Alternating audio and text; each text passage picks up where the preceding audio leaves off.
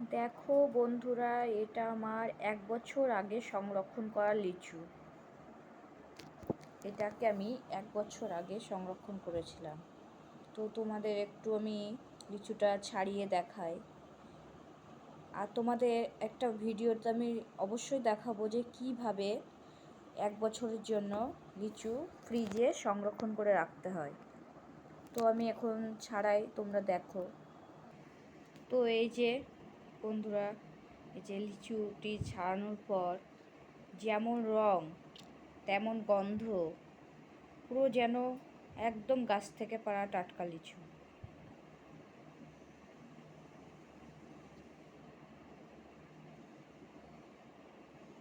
এই আমি যেইভাবে সংরক্ষণ করেছি সেইভাবে যদি তোমরাও সংরক্ষণ করে রাখো, তবে তোমরা সময় অসময়ে সব সময়তেই লিচুর স্বাদ গ্রহণ করতে পারবে।